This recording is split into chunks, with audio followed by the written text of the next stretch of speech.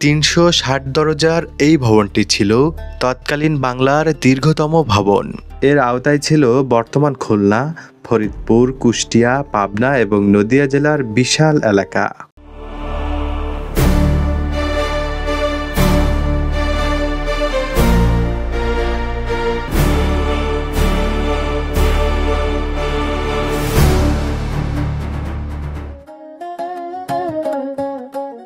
বাংলার প্রাচীন ইতিহাসের প্রথম জেলা যশোর। এ জেলার প্রশাসনিক সূচনা ইতিহাসের যেমন গৌরবময়, তেমনি এটি আজও বাংলাদেশের প্রশাসনিক ঐতিহ্যের জীবন্ত সাক্ষী। ব্রিটিশ আমলের শুরুর দিকে ১৭৮৬ সাল ইস্ট ইন্ডিয়া কোম্পানি বাংলার প্রশাসনিক ব্যবস্থাকে সুসংগঠিত করার উদ্যোগ নেয়। তখন প্রতিষ্ঠিত হয় বাংলার প্রথম জেলা যশোর। এর আওতায় ছিল বর্তমান খুলনা, ফরিদপুর, কুষ্টিয়া, পাবনা এবং নদিয়া জেলার বিশাল এলাকা। অর্থাৎ যশোর ছিল এক বিশাল প্রশাসনিক কেন্দ্র, যার শাসন ব্যবস্থা থেকেই পরবর্তী বাংলাদেশের জেলা প্রশাসনের সূচনা। তখনকার প্রশাসনিক কেন্দ্র বা কালেক্টরেট স্থাপিত হয় যশোরের হৃদয়ে। প্রথম কালেক্টর ছিলেন মিস্টার টিলম্যান হেন্ডারসন, যিনি ১৭৮৬ সালের সেই গুরুত্বপূর্ণ দিনে দায়িত্ব নেন ইংরেজ সরকারের প্রতিনিধি হিসেবে। তার হাত ধরেই যশোরের প্রথমবারের মতো আধুনিক রাজস্ব সংগ্রহ, ভূমি জরিপ ও প্রশাসনিক নথিপত্রের প্রথা চালু হয়। পরে ১৮০১ সালে যখন রাজা বীরচন্দ্র মল্লিক প্রশাসনের দায়িত্বে আসেন, তখন এই কালেক্টরেট ভবন আরও সম্প্রসারিত হয়। ১৯০৩ সালে নতুন স্থাপত্যে গড়ে ওঠে বর্তমান ভবনটি। লাল ইটের গথিক ধাঁচে নির্মিত এই ভবনই আজকের যশোর কালেক্টরেট ভবনের ঐতিহ্য বহন করছে। যশোর কালেক্টরেট ভবনটি শুধু প্রশাসনের কেন্দ্র নয়, এটি ছিল ইতিহাসের সৃষ্টিশীল আন্দোলনেরও কেন্দ্রবিন্দু।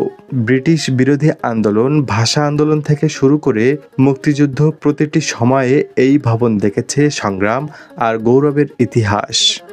১৯৭১ সালের মহান মুক্তিযুদ্ধের সময় এই ভবনটি ব্যবহৃত হয়েছিল মুক্তিকামী মানুষের সংগঠনের ঘাঁটি হিসেবে।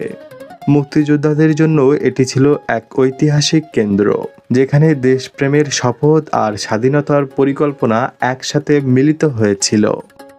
স্বাধীনতার পর বাংলাদেশের জেলা প্রশাসনের কাঠামোতে যশোরের কালেক্টরেট একটি মডেল হিসেবে বিবেচিত হয়।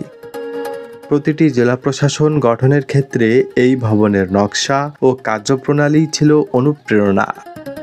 ২০১০ সালে এই ভবনের পুরনো অংশ সংরক্ষণ করে এর পাশে আধুনিক প্রশাসনিক ভবন নির্মাণ করা হয়।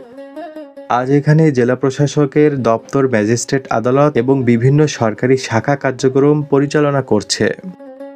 প্রযুক্তির যুগে যশোর আবারও ইতিহাস সৃষ্টি করে।